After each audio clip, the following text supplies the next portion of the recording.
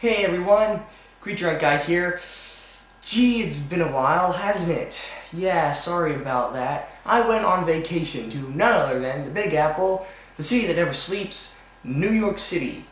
And man, was it crowded there. Oh my gosh, there's a lot of people there.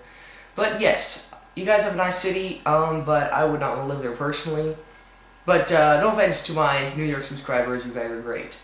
But anyway, let's go on now with a much more interesting topic, a Revenge of the Fallen figure, which is, oh my gosh, what is this thing? Look at it, it looks like a monster. What is this? Yes, this is none other than Revenge of the Fallen Bludgeon. And all I can say is, oh my gosh, what is this doing in the ultra-real movieverse line? I mean, come on, does this even look like it possibly could fit in with the movies? I mean, vibrant colors, weird monstrosity of a face, an awesome weapon. Oh, okay, a weapon period. I mean, look at this. This is awesome. Yeah, it's about time Bludgeon finally got himself a good old-fashioned updated sculpt. Ever since the Pretender version, there was one figure before this that was the a repaint of the movieverse Wreckage. And while it was kind of a cool mold, it just wasn't Bludgeon. He needed, I don't know, to be cooler and to actually look like a samurai. So I guess they decided to do that. But all I can say is that this thing is a monster. This thing is a mess. This thing is just cool. I gotta say, it's one of the coolest it is definitely one of the coolest ones from Revenge of the Fallen I've ever seen. I mean, next to maybe Optimus, he's definitely got to be up there. He's definitely cool. And it just doesn't look like it goes with the movie. It looks like it should be a classics design. And, well, maybe it was. And they just decided to give it to the movie. But anyway, here we go with... I'm sorry, just from that angle, he looks totally awesome. I'm just rendered speechless. But anyway, let's take a look at this guy and see what we got. So yeah, as you can see, this guy totally does not blend in with the movie verse aesthetic. That's what makes me think it was actually at one time a classics design. They just decided to give it to the movie verse. So as you can see here next to Sideswipe, who of course is a bit of a freak himself with these wheelie feet, but still, I mean, it looks nothing like, I mean, that does not look like that at all. And with another updated and butch and macho character of none other than Sea Spray, you can see that they are more closely related. So yeah, I definitely think that these two would go great together. I could totally see them battling it out on the beach on a sunny day in Rio de Janeiro. But I'm totally digging this sword. It's really long and really pointy, and it's just so cool. But there is one thing that I do have a problem with. Actually, two. One thing is that he's certainly very hard on his weapon, is that he very nearly claws it to death every time you try to put it into his hand. I mean, this thing is good. This thing is already starting to get marks, and I've only put it in his hand like twice. And another thing is obviously that it's kind of wobbly and wibbly, just so very malformed very easily. I don't like this kind of rubber at all, and I wish they didn't use it, but I guess it's so long that it has to be rubbery so we don't kill ourselves or something.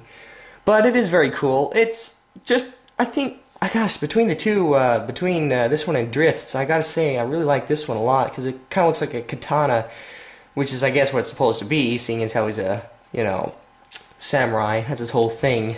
What's even cooler, though, is how it's stored.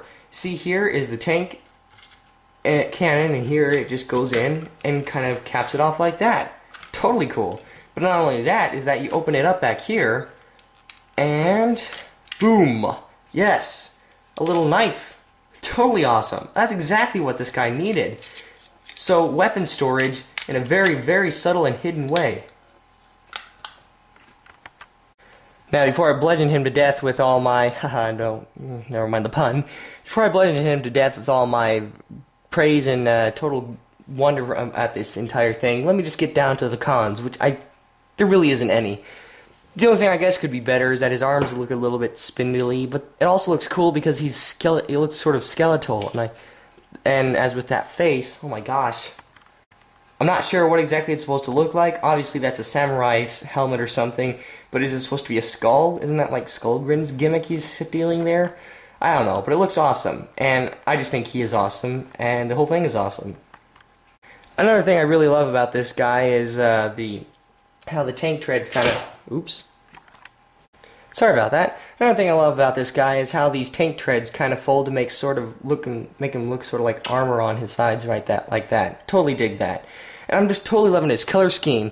This wonderful orange and black's taking up the most of the front here. Just, it's great.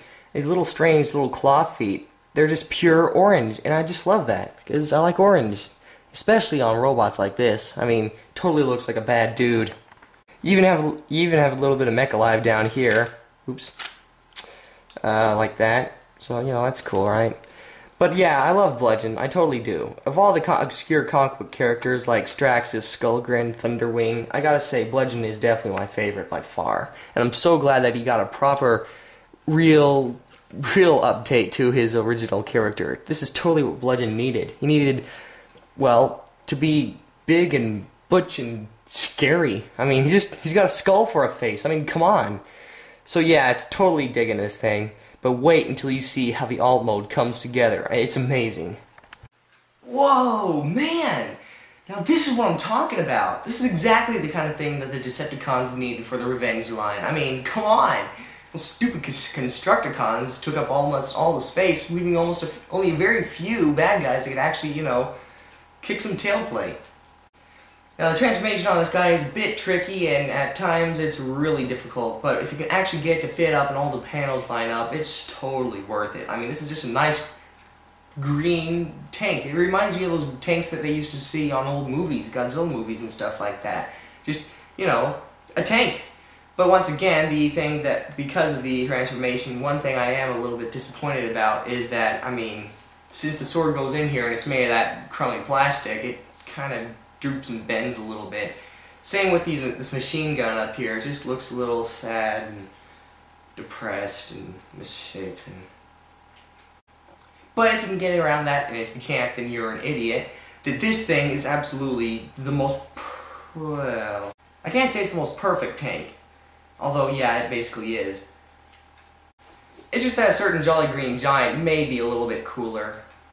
But this is very nearly a perfect tank. I totally love it. And the turret actually rotates all the way around.